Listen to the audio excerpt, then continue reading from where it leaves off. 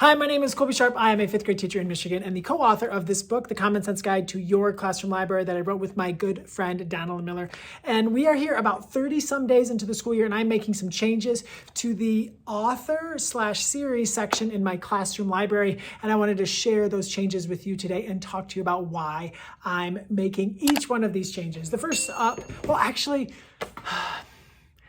I needed to add 3 baskets to the series section of my classroom library. And I don't know if you can see this, but if you saw my room, there's books everywhere. There's no room. So in order to add 3 new tubs, I had to retire 3. And I should do a whole video about that. But I took 3 series that are no longer really being read by kids, and they had to be retired from having their own dedicated section to the classroom library. But what I will do is I'll take the first book or 2 in the series and move them. So one series was realistic fiction. So I'll take the first couple of books in that series and move it to the realistic fiction section of our classroom library. And then if kids do decide to read it, they have it in a few years, then I will then take them down to the school library and show them where they can find the additional books in a series. Because this section of authors/series here, this is a high traffic, high interest section. So if it's not working out between you, books, and my readers, we're going to make some changes. So the first books in the series will remain in the classroom library, but the other books will be retired for now. Makes me sad. But if it gets popular again, I'll have no problem admitting my mistake and adding those books to the library. So the first series, or author, the first is an author tub. Corbin, over the last 2 to 3, maybe 4 years, has become one of the most popular authors in my 5th grade classroom. So Corbin has his own tub, and he's had his own tub, but he keeps writing more books. He just published the 4th, which is his 100th book, and they're so popular. So he actually gets 2. He's one of only 3 or 4 authors that gets 2 tubs in our classroom library because the kids want to read it. So I want to make sure that I have them on the shelf and available. So Corbin gets another copy or another book basket for the classroom library. Really quick, I've talked about this in other videos, but blue tape means fiction. So any stick basket that has all blue tape means all the books in there are fiction, and all of these Corbin books are fiction. 21, that's just series and authors. So anytime you see 21, you know that those books go in this section here. It just helps kids to quickly get books back to where they need to go. Next up, very excited, Jason Chin. He's got his own tub for the first time in the classroom library. Jason Chin, an amazing creator, now has his own basket in our library. A lot of the books that we have of him are nonfiction, so it gets the yellow sticker.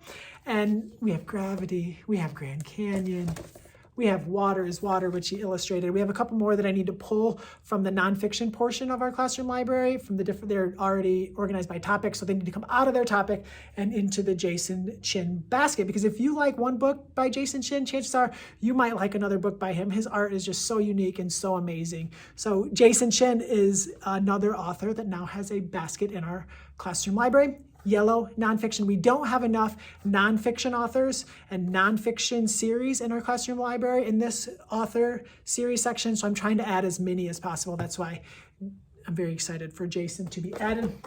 Next up, this is a very special one because this is another author that's going from 1 to 2 tubs, and that author is Kate Messner. You can actually see here's her blue basket of all of her amazing fiction work that we have in our library, but she's also written so many great nonfiction books, so she's getting her own nonfiction tub. So she will be the only author that has a blue and has a yellow bin. And some authors have a green bin, like Gary Paulson is green, and I just have a mixture of his fiction and nonfiction. But I really wanted to kind of set apart Kate's nonfiction and her fiction, just so the kids could kind of see, look, this author creates different series in nonfiction. She also has some amazing standalone books and series and fiction. So just helping kids to see the variety of books that Kate publishes and just how versatile she is as an author.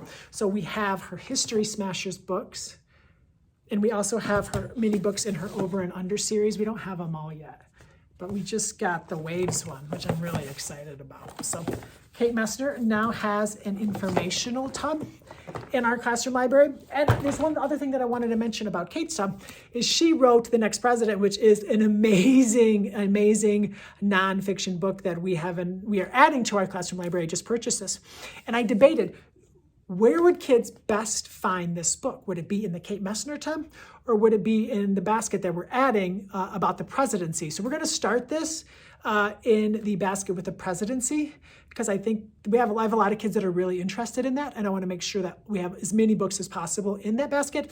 I could move it to this tab. I'll talk to the kids about my decision and why I did that, but just an interesting little tidbit. So if you're looking for this, other tips on classroom libraries, I hope you'll check out the Commonsense guide to your classroom library. It means the world to me that you checked out this video. If you have any questions or need anything about classroom libraries, please leave a comment down in the description of this video, and myself or Donald Miller will try to answer it as soon as possible. Thank you so much for tuning in. My name is Colby Sharp. Hope you have an awesome-tastic day.